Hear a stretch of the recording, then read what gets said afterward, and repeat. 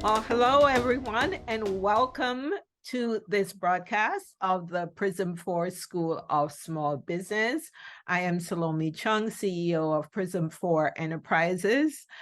Welcome to the broadcast. Welcome to the channel. If you are a subscriber, please continue to like our videos so that this content can be shared with everyone in the business realm. If you are new to the channel, welcome. Please subscribe to the channel and like our videos.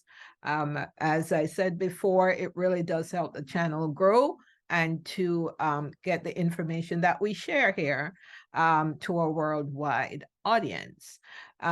Today, we're going to be having a discussion with my guest about innovative approaches to marketing. And my guest is Lily Petrascu, and Lily is an author, publisher, and marketer. She's an amazing marketer with some really innovative ideas. Sorry about that. My television, it's on a schedule. So it starts talking when I don't want it to start talking. So anyway, let's keep it moving. So my guest today is Lily Petrascu, and Lily is, as I said before, author, publisher, and marketer. And she works with entrepreneurs and business owners to transform their businesses to make a greater impact worldwide. Welcome to the broadcast, Lily. Please share some more of who you are, what you do, how you impact the business world as an expert marketer.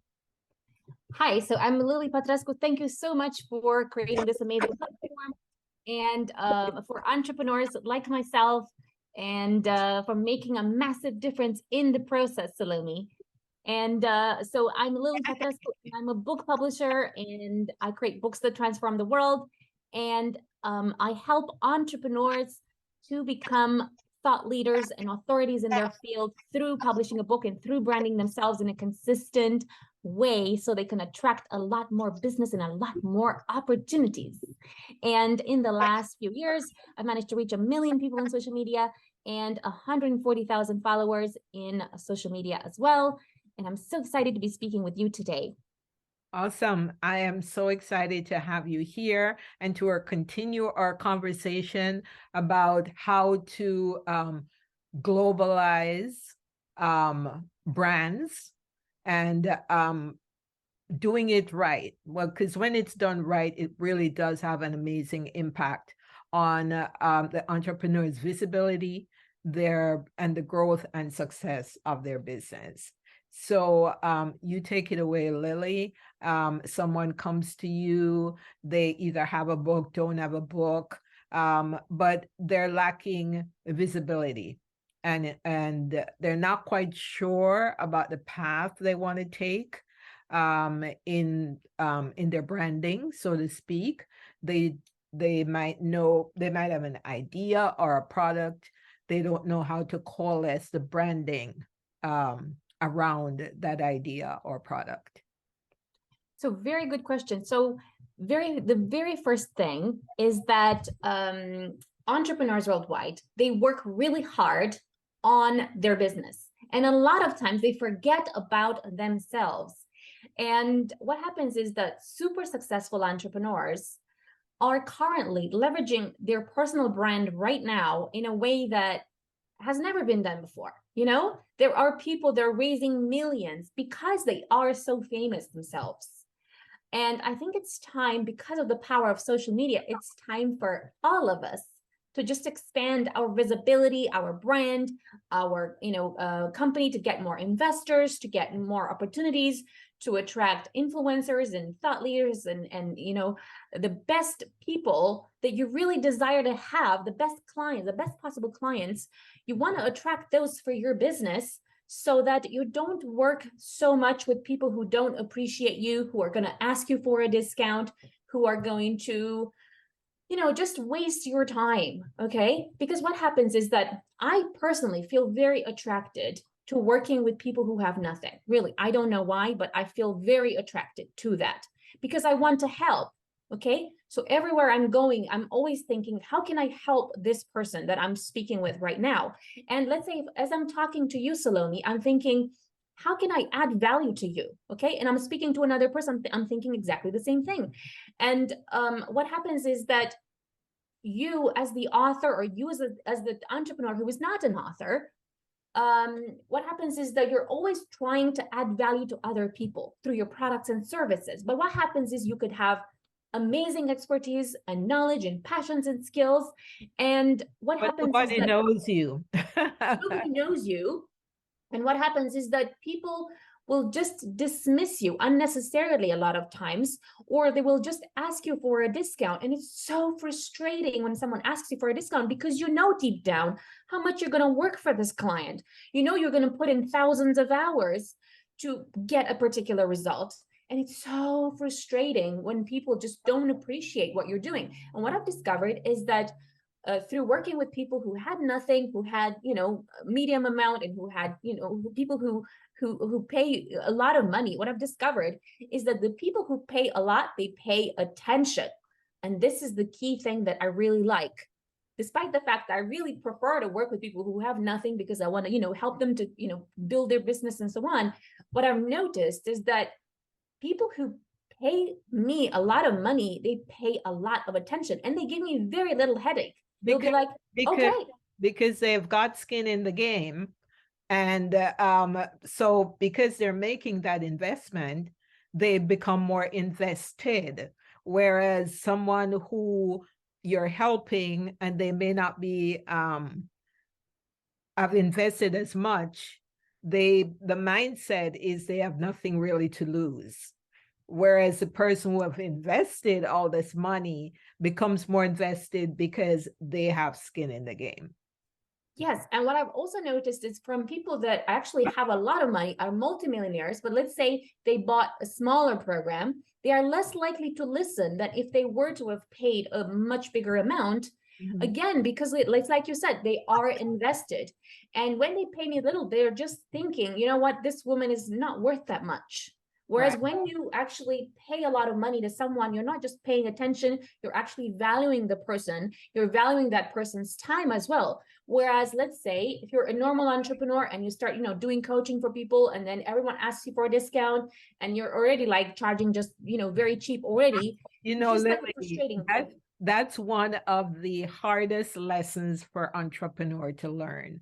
And it's one of I remember a coach telling me once, I want you to add up all the money you spent going to school, taking all the courses, investing in a graduate degree, writing a book, doing this, doing. I want you to add up everything when you get ready to charge a client something. And I want you to think about how much you're charging. And that's one of the hardest things for new entrepreneurs to do, is to charge for what they're worth. Don't get sucked into this comfort zone where you think if you charge a little, you're going to get more clients. When you charge a little, your whatever you're offering seems of no worth to the person you're offering it to, because they're thinking, oh, is this all she charges? How much could she be giving for what she's charging? So it's up, you have got to charge what you're worth, to your point. Yes. And the other thing to remember is that it's not the fact that it takes you 15 minutes to do it, or an hour to do it, or, a few hours, or it's the result. It took you 30 years to learn how to do that quickly, right? Exactly. So that's the really key thing. But you will have gone through so many, so much trouble, so many, you'll have spun your wheels for so many years to be able to do that. And just don't be afraid to charge what you're worth, like you said. Okay. Mm-hmm. Now coming back to the thing, so let's say you're coming back to the central theme of branding, of marketing your brand. okay. So let's say that you are an entrepreneur who has already written a book? Should we take that kind of entrepreneur who has already written a book, and then maybe one entrepreneur who hasn't, right? One who hasn't. Who hasn't written a book? One who, well, let's say one who doesn't want to write a book. Okay, let's take one who doesn't want to write a book. Okay, so let's say you have any sort of business. What happens is that the most likely scenario is that you're just building your business, but you're not talking about yourself on social media. You're not updating perhaps your LinkedIn, your Facebook, in your other platforms. And what happens is that people do check you out. Okay, it's not like before where you can just like ignore that and it doesn't matter. No, people will check you out as the business owner, and then they will dismiss you. They will say, oh, how many followers do you have? And if you don't have that many, it's just like a way for them to dismiss you. And some people will just not work with you because of that. So it's if you're not updating that part, you're just missing out because people will check you out. So what I'm recommending is, for example, like on LinkedIn, I think LinkedIn is one of the most powerful social media platforms, and most people have their job profile as opposed to their business profile there. What I mean by that is that the description, it says, I'm a good person and I did, some deals and whatever, and you're not really describing what a client might want to see. So your LinkedIn profile, your personal LinkedIn profile, needs to look as if it is a website, and your Facebook profile needs to look as if it was a website promoting you.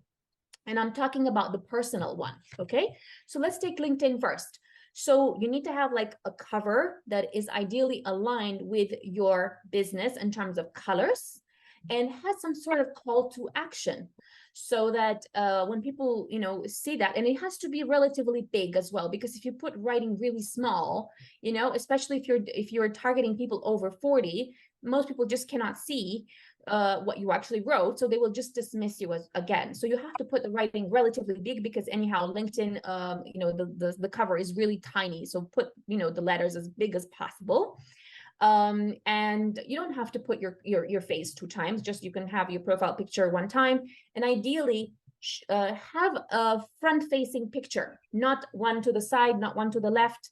Okay, and then in your banner you can have something representative of your business. So maybe you can have a book, maybe you can have a coaching service, and ideally have something that's a lead generation. Okay, so grab your, I don't know, something free here, whether it's, grab your 30-minute consultation on how to X, Y, and Z. You can have that on your LinkedIn.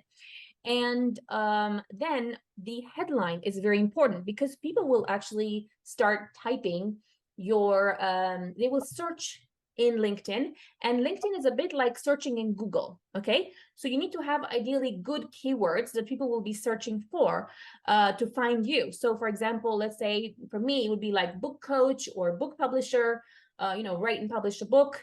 People will be typing those kind of scenarios. And let's say if you are a digital marketer, you could put digital marketer, or you can put business growth strategist, something to do with what you're doing. And it's very important that you don't just put like CEO. Ideally put in a very specific way what you actually do, because if you don't, what you're going to get instead is thousands of people pitching you and not clients. And what you actually want is clients, I'm sure. And because you want clients, you want to be typing in your headline exactly what people would be typing in Google to find you. Okay, that's very important. Then in the description part, it's a very good idea to have about yourself, like a very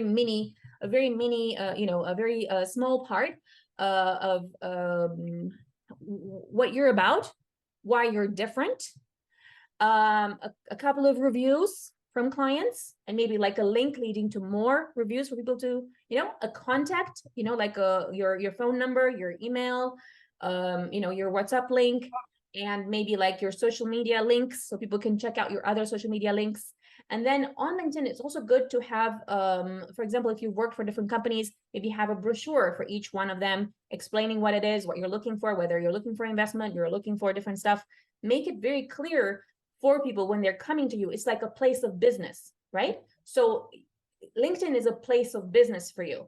So Right. if you're not there, it's a bit like, people are going to the market every day, you're just not there. You're not in business. Yeah. And then maybe you're there, but you don't have the brochures. You don't have your proof of why people should work with you. You don't have the proof of other clients who have worked with you. And again, it's a bit like everyone is looking for proof. They want the social proof of who else has worked with you. And because of that, it's good to have reviews. So you can have a system where every week you request a certain number of reviews to kind of those reviews up so more people can find out about you and see that you're a trustworthy person. Because if you see, if you have no reviews, it doesn't look very good. If you have, at least 20 reviews, it looks pretty good. If you have even more reviews, I have seen some people with, 1,000 reviews, that looks really brilliant. So it's great. And then if you have the particular brochures, and that's even better. And then if you are speaking on stages, for example, that adds quite a lot of credibility. So you can add those as part of the bio part. There is a way for you to attach pictures. So you can attach anything that brings credibility to your brand. So for example, it could be anything related to like you speaking on stage, you being featured on podcasts, with pictures with celebrities. Any endorsement from a high profile person can help quite a bit. So you can create like a poster and you can attach that poster as a picture. So people can literally flick through and scroll and they will see that. And where are you attaching that to?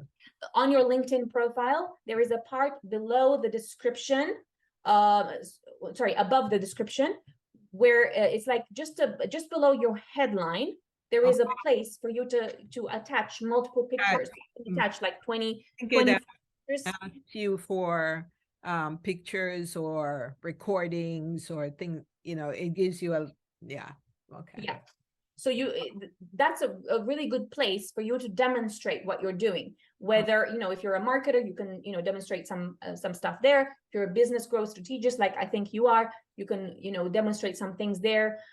Whether you can have some PDFs demonstrating what you're doing, or, the cover of the book, or, because a lot of people maybe publish a book, but they don't even mention it on their social media. And that is not great, right? So, mention all the different things that you've done. And also, there's a place for you to put all your different projects. You can put, the podcast there. You can put the podcast link there. You can put the, the book link there.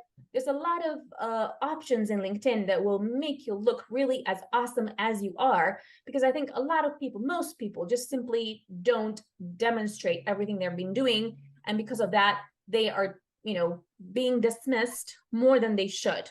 That's the truth, because people don't take the time to not just update their profile, but they're not keeping up with the changes and the opportunities that LinkedIn does offer, even to an unpaid subscriber to LinkedIn. Yeah. And then there's two types of marketing in LinkedIn. There's outbound marketing and there's attraction marketing.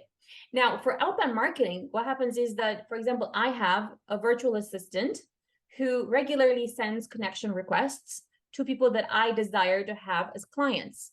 So I have this sequence of messages that goes from, hello, I would like to connect with you. The second one, being somewhere, I like your work on X, Y, and Z. I like what you're doing here, X, Y, and Z. And then it goes to, are you interested in publishing a book? Or do you know anyone else who is? Please, I'm available, this time or this time. Which one works for you? Book here, and then my calendar link. So what I've discovered is that actually works. Okay. In LinkedIn, you don't need a lot of people. You just need the right people. So you don't need to be like, you don't need hundreds of clients even, because it depends on the caliber of the client you're dealing with. So I've, sold packages of £10,000 before through LinkedIn, through direct messaging, right? So this is one way that you can actually, you can use the book as, the authority piece, and then people can actually download the book, or simply they see you as the author, and because you're the author, then you connect with them. They see your LinkedIn profile looking really awesome. They're impressed with you, and then they're more likely to actually not only connect with you, but have that conversation about your coaching packages. And then that's where you tell them, have a 15-minute to half an hour consultation with you or potentially with your team. Once you have worked out what works, you can have your team do this for you. For the moment, it's me doing it for me, but I do plan to have other people, high ticket closers, to be speaking with my desired target market. And then this could be an automated process because the virtual assistant does the first part of connecting and then arranging the appointment. And then from then on, you can actually have people do this for you as well, appointment setters, once you've explained to them exactly what kind of client you need. And then from then on, you can have either sales closers or yourself to speak with those desired people that are interested. And from then on, you close the business, right? And that's on the back of the fact that you are an author, because you have that authority, you look really awesome, your LinkedIn profile is great. Is this, does LinkedIn give you that capacity, the inbound and outbound for paid LinkedIn members only? Or, because I noticed certain things, I want, listeners or subscribers want to be clear about what they can and can't do, because most people, well, majority, I would say, are not paid members on LinkedIn. So I think that limits, to a certain extent, some of the marketing that you can do on LinkedIn. Is that the case, you find? Yes, it's true. When you are an unpaid member, you have a limit of 100 messages, 100 connection requests per week. Mhm. Okay. And I can't remember, I think it's 150 messages per week that you can send to people that you don't know. And is that enough? Yeah, it is enough. It is enough. As long as you follow up with the people that are actually interested, it is enough. Now, having said that, there is a way to automate it. Okay, are you ready for the secret? Okay, so there is a tool that I haven't installed yet, but I'm aware of it. Okay, it's called Octopus CRM, and it's specifically for LinkedIn. And what you do is you connect it with LinkedIn, and then it allows you to almost act as an email marketing platform where you can connect with people. It does auto connection requests based on specific steps that you're gonna specific like sequences that you're gonna give to people. So okay, connect first, then send this message, and when they said that, connect, do this other thing, and so on. It's like a if this then that kind of It's kind of like what do you call that? It's a CRM platform. It's an almost like an email marketing platform, but for specifically for LinkedIn. Yeah, I'm trying to remember the name given to that. Customer service. No, it's when you have a when someone clicks on something and you Yes. respond, and then something else happens and you Yeah. respond, and then something Yes. else happens and Yes. so it's conditional marketing, kind of like conditional on customer behavior. Yeah. So Yeah. it's so LinkedIn, then what you're saying, is a powerful tool. The paid gives you a little more oomph, but there's more than enough. There are more than enough resources as a non-paying member to Yes, it's enough. It is enough. Yeah, it is more than enough. In fact, for the most part of 10 years, I've been using the unpaid member feature, because when you do pay, I think you only have an extra 15 emails per month that you can do, and I just didn't think it was worth it. So, however, the Octopus CRM, I do see the value of it, because it enables you to bypass the connection requests limit. So at the moment, I think it's 100 connection requests per week for all members, even if you're paid. And with this Octopus CRM, you can actually bypass that. You can have more connection requests, and they have a certain system that they use for that.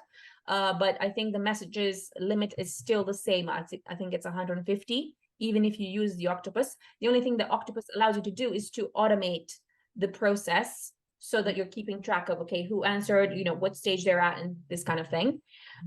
So this is something I'm going to implement.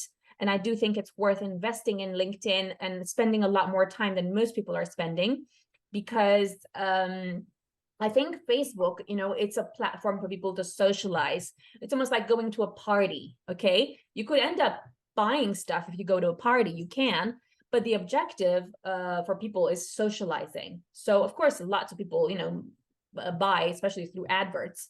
But in LinkedIn, it's business, it's always business.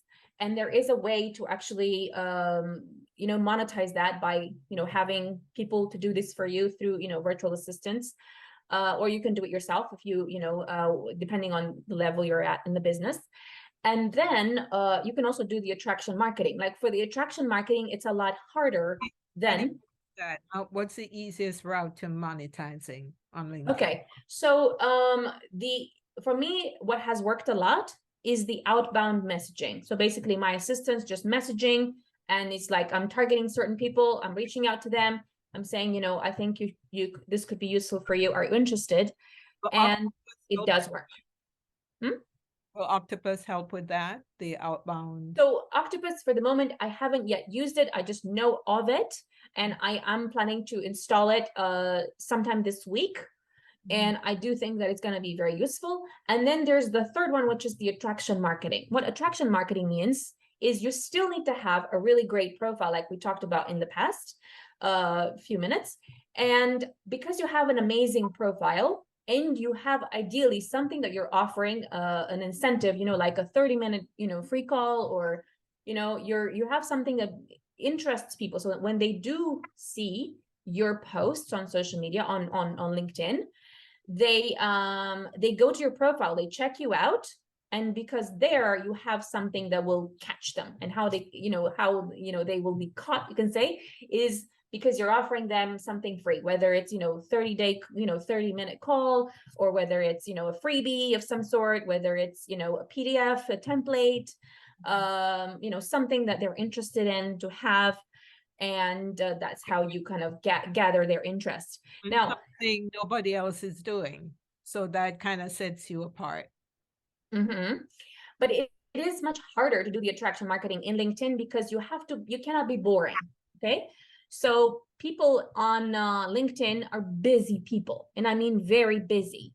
So and I have seen the people that actually are standing out on LinkedIn are doing it in a very non-traditional way.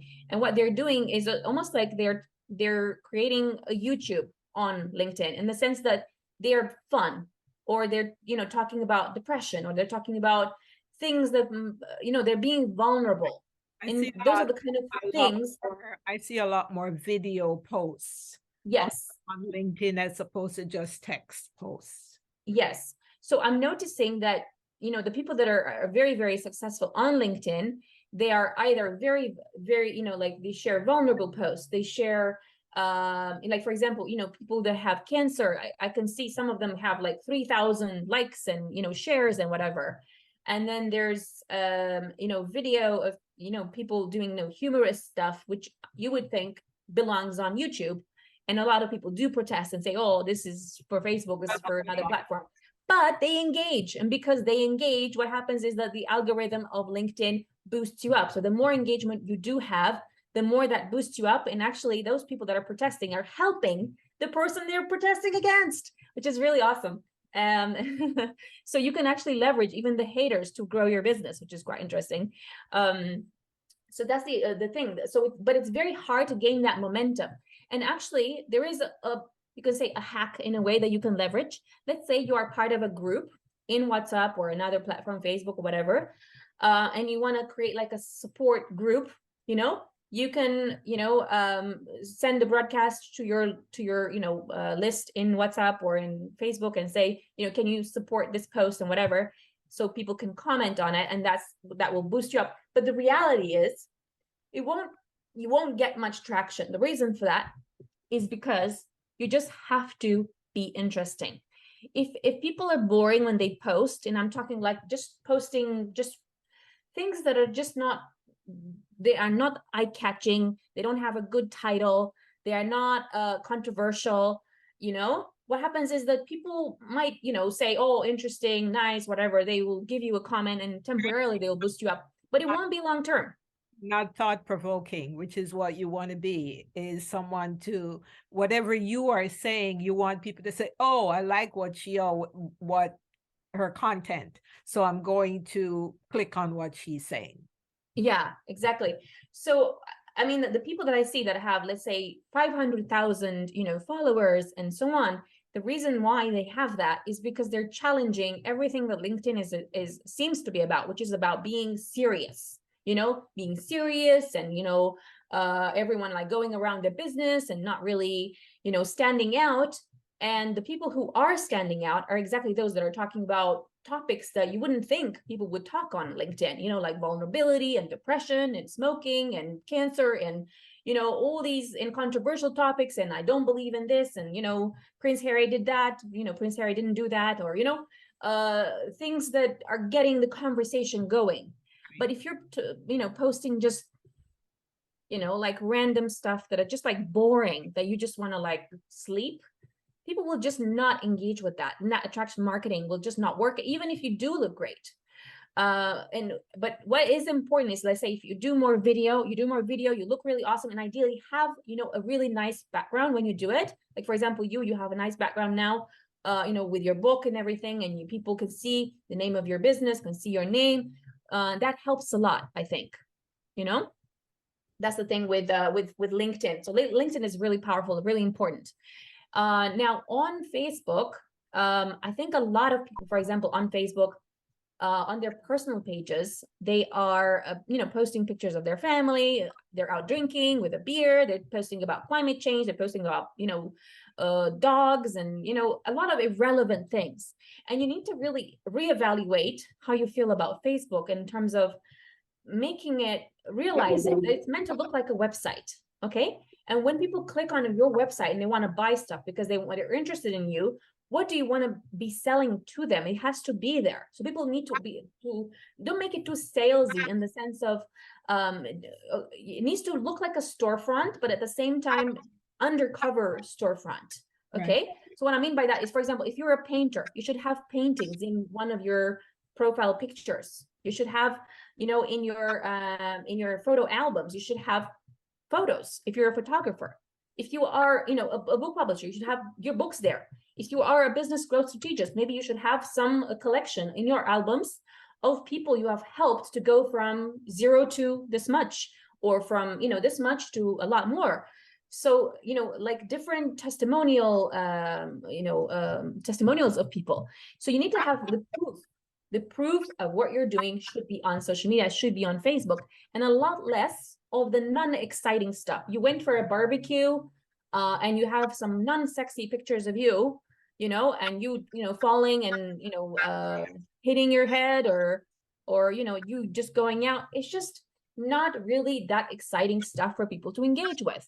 However, there are a lot of things that you're doing in a normal basis and on a socializing basis that you can leverage and make it relevant.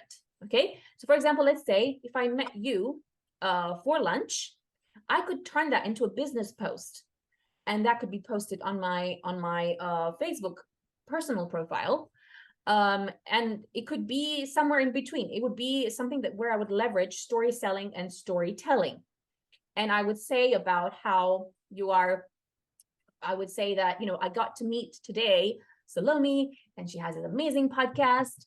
And the fact that I published my first book allowed me to meet such extraordinary, heart-centered entrepreneurs as Salome. So what am I doing here? I'm selling myself as the author. I'm selling myself as the publisher. I'm selling you as a heart-centered entrepreneur. And through doing all of that, what happens is that people who are vibing with that are going to be inspired to book you to speak at their stage.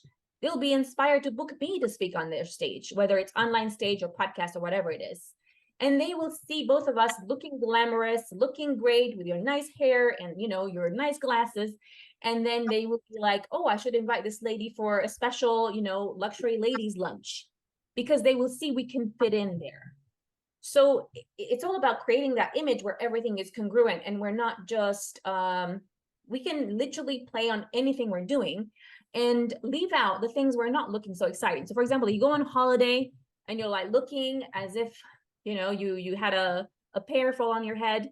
just leave that picture out of the social media, you know?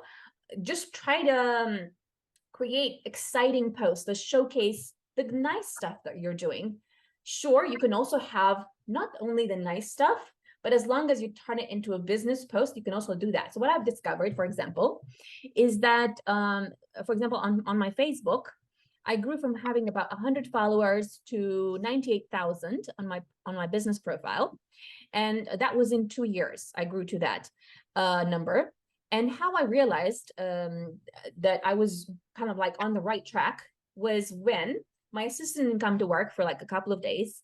And I thought, okay, I should post to kind of continue the posting. But usually she was photoshopping, you know, to make me look good, you know, with even adding like makeup and, you know, like lipstick where I didn't wear any. And I looked a little bit ridiculous, I'll be honest with you, you know, like, I mean, with the Photoshop and, you know, removing my moles in Photoshop and whatever.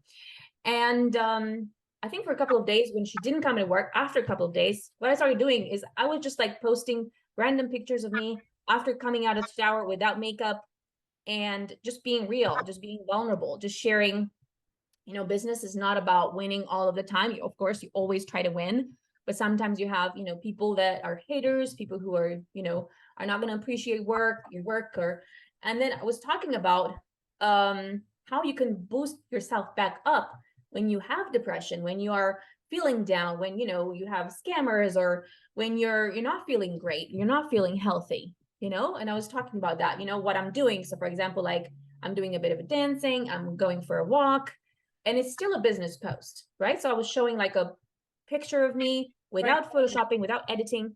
Yeah, you're showing a more vulnerable side that people can connect with, where Yeah. and then once you've got them, they've connected to you, now when you post a business post, they're more apt to also want to read what you have to say in your business post. So yeah. Yes. So what I've noticed is, for example, before I was just posting, like even on my personal profile, I was posting just business posts. So for example, oh, I'm speaking at this event. And then the next day I'm speaking at this other event. I'm speaking at this other event. And really, I think people were just had enough of me, because like I was getting like one like, or, you know, I was even feeling like, oh my God, I'm heartbroken. Nobody likes my posts. Nobody likes me. Okay. And the reality is that, okay, there is some envy to some extent, but it's also like people want to socialize on social media. They don't want to just like always applaud you when you brag about stuff. So they want to see that you have ups, they want to see the downs, they want to kind of like want to see the real side of you. And I engage with that as well when I see other people kind of admitting, you know, I'm not feeling so great today and this is what I'm doing to overcome it. Or, you know, I really do engage with that. And I do think sometimes people are a bit way too vulnerable and a bit like they take it a bit too far, you know. But I still, you know, I don't judge that. I'm still, you know, being, you know, appreciative of what they're sharing. And I do think it works a lot actually when you are vulnerable and when you are authentic. And this is the reason why, from that moment on, which was 2 years ago, I stopped doing editing on my posts. So I don't do like any filters. I don't do videos with filters. It's like I don't do editing. I do my podcasts and I post on YouTube. I very rarely, there's nothing that I edit out, because I think the more organic it is, the more people will connect with it.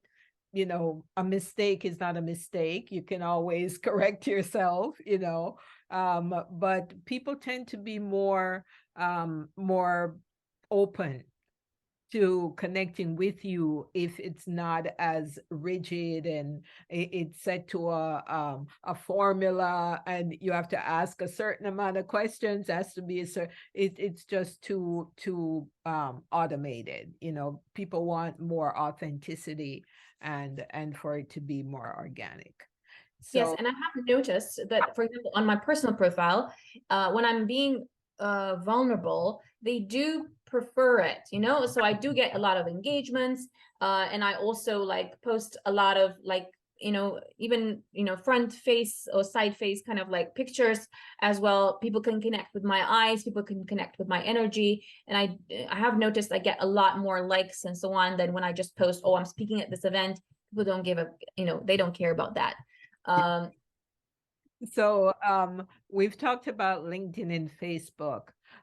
Would you say, Lily, entrepreneurs slash business owners should choose a particular social media platform and stick with that?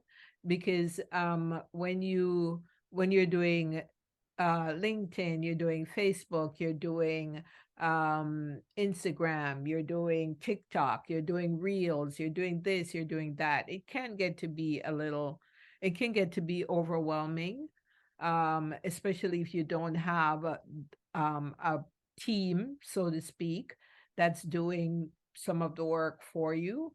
Um, how would you guide a solopreneur, say, where should they be investing most of their time? I mean, we know that Facebook has value. We know that Instagram has value, maybe not for every business, but for some business. We know that the trend nowadays is Reels and TikTok. So how do they integrate those things into their marketing without becoming so burdened and overwhelmed? That's a very good question. So I think that it's easier. I mean, I think on one hand, the advice that I would give is to try to be omnipresent. So like literally be everywhere. Having said that, and having experienced what it really means to do that, to try to do that, is that you literally are splitting yourself and your own attention into so many platforms. And like you're literally like dividing your attention. Every single platform needs a different thing. So if you don't have thousands and thousands of pounds to spend like editing and so much time, and every single platform needs a different thing, it's I think if I were to do this again, I would probably have chosen just one platform to master first. Perhaps I would have chosen LinkedIn first. There is a danger in mastering just one, and the danger is that, for example, if you get banned, and it could happen, like, I mean, it's not very common, but let's say it could happen, then you're done, right? So you would have to like start from scratch and nobody would know about you, and You're pretty much screwed. You're starting over. yeah. And that would be a shame. And people actually do look at different social media, and there are people who use only LinkedIn, there are people who use only Facebook, there are people who use only a certain Instagram. So what happens is if you're not there, they check you out, you're not there, it's like they're not going to connect with you. So it's, of course, it's better if you can be omnipresent. It's the best way.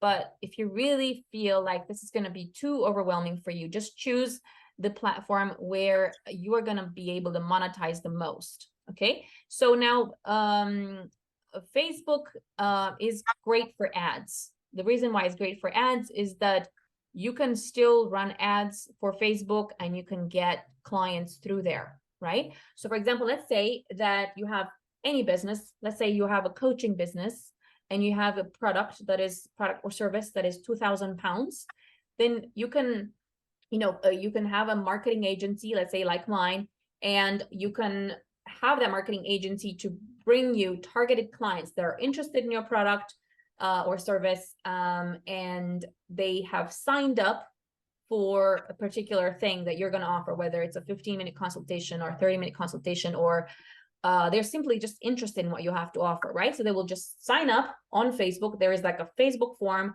that you can create on Facebook for people to register. And then let's say at the end of the week or the month, then you as the author or entrepreneur who doesn't have to be an author, let's say you will have a coaching business, you can just get the list of clients that have opted in, and you could get them even to book into your calendar. But if you get them to book into your calendar, it will just cost a little bit more, because they're the more effort people have to go through to do stuff, the less people will do it. So if you just ask them for name and email, you get more people. If you ask them name, email, and phone, a little bit less. If you ask them name, email, and phone, and then you also ask them to book in a particular date into your calendar, you'll get less people, but they will be more focused and more targeted. Okay, the more you ask them, the more targeted, but it will be more expensive as well. So you kind of like have to test it out, which one works for you. Well, I have one friend who is doing this for for companies, and he was helping this company, for example, that was selling saunas. Okay, and the sauna that was costing 70,000 for one sauna, and they were selling 3 per month, so making 210,000 pounds. And he got them through this marketing thing to through Facebook ads. He got them to sell 8 per month. And basically he was giving them roughly 50 leads per month. And out of those, that particular client was speaking to all of them and was managed to close 8 per month at 70K. That's 560K, went from 210 to 560K per month, right? And for this service, it's not like it's just like a £1,000 a month or something, for getting those, and it's not like if you get so much more money, you have to pay the agency so much more. No, you don't necessarily. Okay, so that's a really good thing. In the same way, now let's say you don't have a product selling for 70K, but let's say you have a product selling for £1,000, it's worth it, because you can get even for £2,000, you get a client, you get 50 leads. Let's say you close only 5, which is 10%. 5 times, let's say £2,000, that's £10,000 per month recurring income that you can make.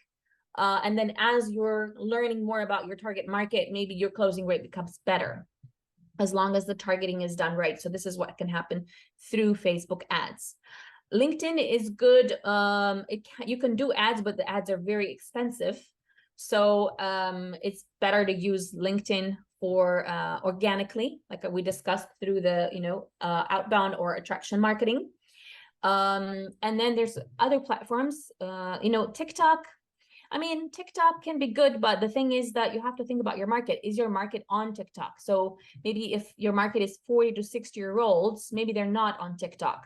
And maybe the ones that are tend to be quite a lot of maybe not your desired target market, but you can test it out and see how it goes. Because in TikTok, the market, like I started my TikTok account yesterday, and I placed 3 videos on it, and I have 500 views on 2 of them. And so I do think that you can test it out, see how it goes. But for example, if you are selling super high ticket products, let's say 5,000, 10,000 and more, I think that it's likely to be more useful for you to reach out to those desired people, reach out directly to them through LinkedIn or even through Facebook groups, message them, and then, pitch them, and then see what they say, whilst you don't have a budget for marketing. You can utilize the organic method. And when you do have a budget, then you can start the paid ads, and then see how you go with that. Yeah. Awesome. I mean, we could go on and on and on about marketing, but it is so, I mean, when you, in the age of social media, it seems to be, most people use social media and nothing else in their marketing. And the general trend or consensus is, what are the forms of marketing is there? There's PR, and we can argue whether PR is the same as marketing. Some people think it is, some think it's not. I think it's a form of marketing, because really it's how you're engaging the public, and it has to do with your product or service and your brand. So yeah, that could also factor into marketing. When you're dealing with someone who doesn't have a book, and you've talked about social media, which is great. It seems to be the wave of the future. Do you utilize any other forms of marketing for when you're working with your clients? Yes, one thing that I'm using that is working a lot is referral marketing. So the clients that I already have, I offer them typically 20% commission for referring me to other clients. And it's some people actually are refusing to actually take the commission. They still want to refer me.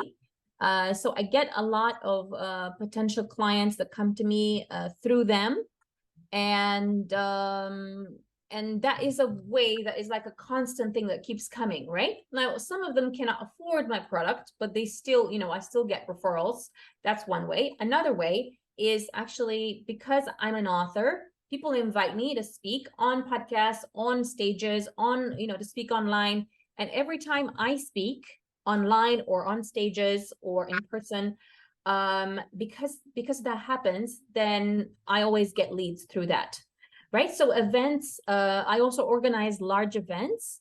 And every time I organize large events, I think about a creative method whereby I can have more people. So either I will offer a commission as a referral for people, bringing more people. And then that's like a win-win, because then if those people come and then they end up buying something, then the referrer will make a commission as well, not only from the event, but from the product that they purchased. So that's one thing. And also when I get seen in front of a lot of people, speaking in front of a lot of people, I don't know why, but the power of the stage is just incredible in branding you, right? You just like seem more important. Okay. You're seen as a thought leader when you speak on a lot of stages, especially on stages with a lot of people. So that works a lot, because it's almost like it's like I don't know how to say this. It's like something that keeps on bringing you leads, because the more you speak, the more you speak, and that's because, I've spoken quite a lot, and on different stages. And because of that, I think the more I speak, I get more interesting as well. And I think that, the people in the audience start to feel my energy in a different way, compared to maybe when I started, I was a lot more boring, when I was a lot more scared. And I think you have to like keep going, even if at the beginning it's really hard, because it's really terrifying to do it. I have one last question for you. Do you think, because I'm exploring this strategy, well, let me rephrase the question. Do you think having potential podcast guests, or that is both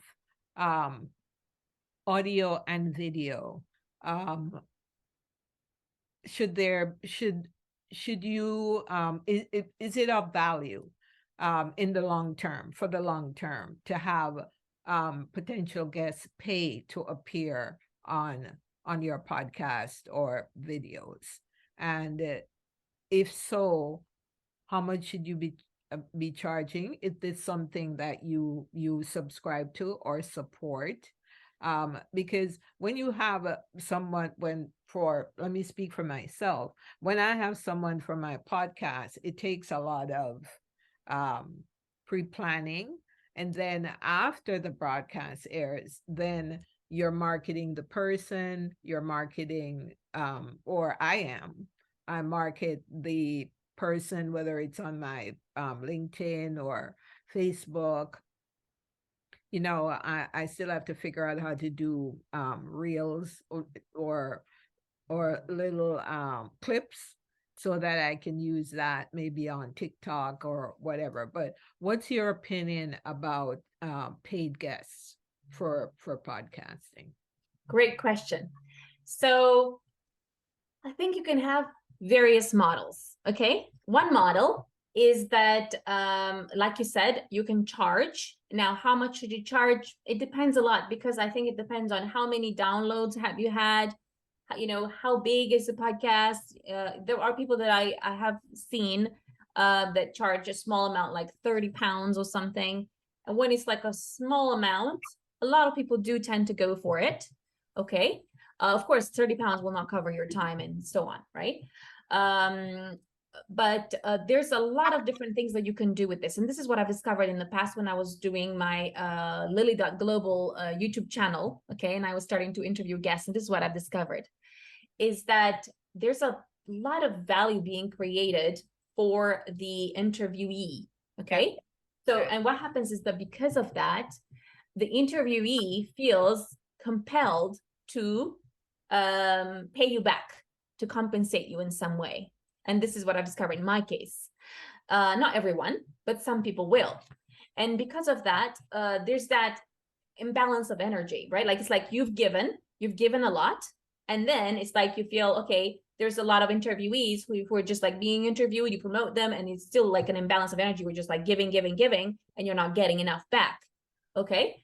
And how do you compensate that? So what I've discovered is that you will interview even like thousands of people, and there will be people who will not feel bad about, like you giving them everything, you spending thousands of hours and not giving, they will not give you anything.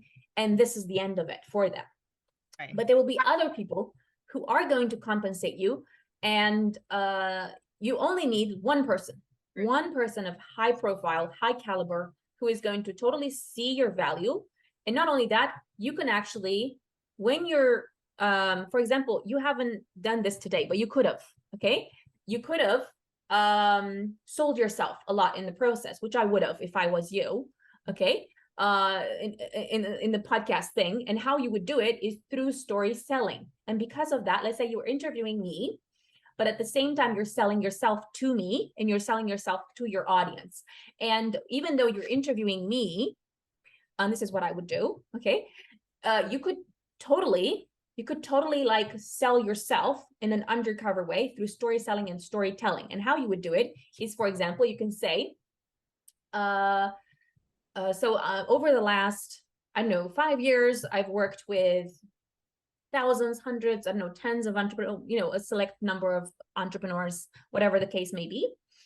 And for example, I worked with Sandra, and she was, in this position, and, she went to this other thing, and she had this, issue, and I helped her to X, Y, and Z, right?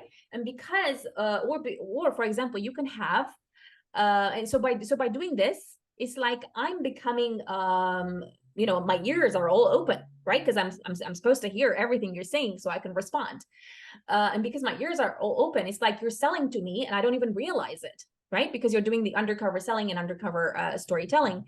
And I'm thinking, God, Salome is amazing. I should hire her for X, Y, and Z. So in the process of you interviewing all the interviewees, you can actually present all the different things that you're selling. So you can present, for example, maybe a done for you podcast service where you do you teach other women or other entrepreneurs how to set up their own podcasts with the right branding, and how to choose a branding name, and how to go to a certain number of subscribers over a certain number of time frame, right? That could be a service you can provide. Another service you can provide the maybe like the growth strategist service that you're probably providing already on the back of your book, right? The for startups. So you can mention that, you worked with X, Y, and Z people, and you worked with Sandra, and Sandra, for example, used to be in this position, and after working with you for 3 months or whatever, got this result. So by doing that, the listeners are not only listening to, myself, other experts, they're seeing you as the expert, because you are the expert, and that's the reason why you created this. You saw this as a great opportunity. So then I'm thinking, wow, I need to hire you. Everyone, all the listeners are thinking they need to hire you. So you're using that interview to boost yourself. And also, let's say that if you were to tell the interviewees that, can they post a social media banner on their profile saying that they will be interviewed by you. And this is what I would do. And I would create a really luxury like banner, of course that creates extra work for you. But this is what I do for all the, this is what I used to do for all the interviewees that I was doing before. And then it would be like promoting your brand, because it will be the name of your podcast. It will be your name, and it will say something like Salome Chung interviews, Lily Patrescu for the School of Small Business podcast, right? I've done that for a few guests that I was having. When I did a book series, and I wish I had known you when I did it. I did a series of women who have written, authors who have written business or business related books. And what I would do before I interviewed them would be to post on my social media, I'm going to interview so and so, and I would have the book on the post and their picture. So I did some advance promotion. But to your point, what I didn't do is sell enough of me. I did more promoting of them. So yeah. So point well taken, and those are very good points. And you can still do that for me, by the way, Lily. Say, hey, I was interviewed by this amazing woman. She has a business podcast. She's an author. She's a business longevity strategist that helps businesses last for generations, something to that effect. So I'm kind of coming up with a little sales pitch there for myself. But those are all amazing strategies, Lily, and I thank you so very much for sticking with me. we've now gone almost an hour talking about marketing, for in the social media age, other marketing strategies, how to really dig into the value of LinkedIn, which is really, really valuable if you're a small business owner, an entrepreneur thinking about getting into business. That's where you start. Get to learn and know LinkedIn inside and out. Lila Petrescu, thank you so much for being here. Please share with the audience how they can connect with you, where can they find you, how can you help them, and make their branding worldwide impactful. Okay, so before I say that, I'm just going to tell you one last secret. Okay, so for those of you that do have a book, okay, and you want to leverage that to get more clients, a little secret for you. Okay, so when I published my partner's book called, my partner Harry's book called Climbing Big Ben, it was about how to survive, thrive, and succeed in London. Okay, and he had a property business at the time. So what we were doing is that I would do viewings for his properties to rent them out. And the other property manager that was doing that, she had to do about 20 viewings in order to rent out a property. So what I did is that I started looking at the people that I thought were on the edge, and they were like pretty much ready, but they didn't have that element of trust and credibility, right? So in the sense that they weren't sure if I was gonna like scam them and run away with the money, or I was the real thing, and that's a real thing. Every time you're doing anything at all, I think people are always skeptical. That's why they check you out everywhere. With property, sometimes, especially in London, there's so many scammers that people are afraid, of people like running away. So what I would do is I would actually gift them the book to those particular people that I thought I actually wanted them as clients. Okay. So what would happen is instead of doing 20 viewings, I would do 1 or 2 viewings, and I would close the deal. So that really sped up the process. It would save me a lot of time, and it would enable me to work with the right clients and have them, have the properties tenanted really quickly. Okay, so that's one strategy you can use to actually, you can gift your book to people that, let's say you go to a networking event, and this is something that someone has actually done on me, which I thought was like, wow, I know about this and it still wowed me, So there's this property guy, and what he did is that he put his book in a paper bag, okay? But one of those like really boring paper bags. So he would have many of those already packaged. And to the people that he really wanted to impress, okay, or the people that he really wanted as coachees, people he really wanted to do property business deals with, he would do this trick. So he would gift this paper bag with the book inside. So you're like, oh, this is for you. And I'm like, opening the thing, it's like, wow, it's for me. And the book is like £2.50, but it's like feels like such a massive thing that someone gave you a gift. Yeah. It feels so special. So then what happens is that I'm thinking, oh my God, I really like this guy. I want to go to his property coaching courses, and I want to do property deals with him because he's such a nice guy, and it's that impactful thing that you will never realize that your book can create that for someone. So, if you meet someone that of course, you can sell your book for 20 pounds or $20 or whatever the price is. But if you meet someone who could be such a great client for you, maybe invest in them, give them the book and they'll be like, wow. And even if they don't buy straight away, they might buy in a year, it might buy in 2 years, but they'll be like so wowed with you that they might recommend you to someone else. And this is one of the reasons why, if you Google me, you are not going to find bad reviews about me. And in the property, it's really hard to do because, the likelihood of you dissatisfying people in property is so high, So I was doing this strategy where I was, even gifting them, small presents for Christmas and so on. And the other thing that I thought was quite a cool strategy is, let's say you meet someone really special, you can even have like a note, like a thank you, thank you card. You can keep it in your pocket, in your purse, and then you can write them a really nice thank you card. And what I would do is an extra thing, aside from giving them the book, I would give them also some tips about how to integrate in London, where to go to the doctor and things like that. I had compiled almost like a document, almost like a book of how to integrate in London, where to go to the doctor, what to visit, and so on. So almost like a book of that. And they would be like so wow, because they could save money, they could do trips and attractions 2 for 1. I was like, you're making their life easier because you're saving them so much time and money because you've compiled everything that they need to integrate into the city.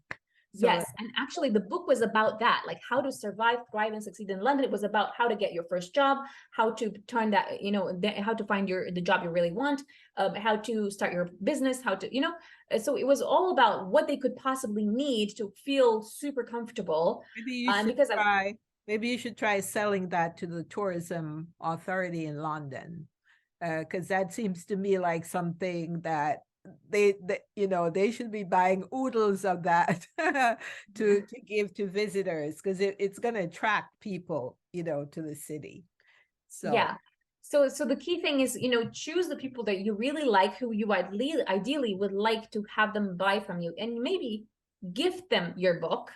Okay, it costs you some money to produce, and yeah, you could sell it for 20 pounds, but imagine some of those clients could become really great joint venture partners, so much so they will make you millions. Okay, just because you invested £2.50 in them. And sometimes you'll meet, let's say you go to these networking events and you meet really special people. I met, for example, the Princess of Oman, and different members of the royal family. And then seeing them, and if you get the opportunity to gift them something like a book, and especially if it's a hardcover book or if it's a paperback book, but it looks really awesome, it just creates that wow impression. And that's what it's about, you creating that wow impression so you can impress people, so that when you impress people, they come to you. And that's when you start doing attraction marketing as opposed to repelling people. Well, this has been amazing.